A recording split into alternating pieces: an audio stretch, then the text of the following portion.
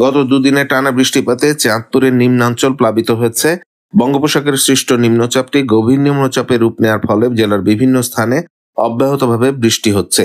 গত 24 ঘন্টায় জেলার আবহাওয়া অফিস 242 মিলিমিটার বৃষ্টিপাত রেকর্ড করেছে, যা চলতি মৌসুমে একদিনের সর্বোচ্চ।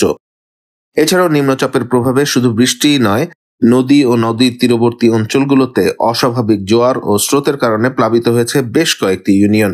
ক্ষতিগ্রস্ত ইউনিয়নগুলো হলো জেলা সদরের ইব্রাহিমপুর, হানারচর, লক্ষ্মীপুর ও হাইমচর, ফরিদগঞ্জ, শাহরাস্তি উপজেলার বিভিন্ন ইউনিয়নের কয়েকটি গ্রাম। শুক্রবার সকালে চাঁদপুর আবহাওয়া অফিসের ভারপ্রাপ্ত কর্মকর্তা শাহ মোহাম্মদ শোয়েব জানান, শুক্রবার সকাল 6টা পর্যন্ত গত 24 ঘন্টায় এই বিপুল বৃষ্টিপাত হয়েছে। বঙ্গোপসাগরের নিম্নচাপের প্রভাবে আরো 24 ঘন্টা বৃষ্টি অব্যাহত থাকতে পারে।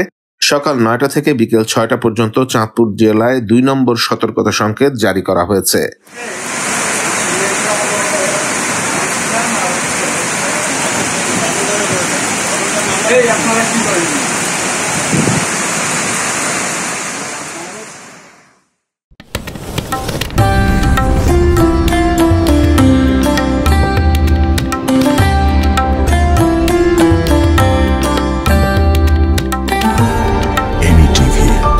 স্বাধীন বাংলার স্বাধীন কণ্ঠ।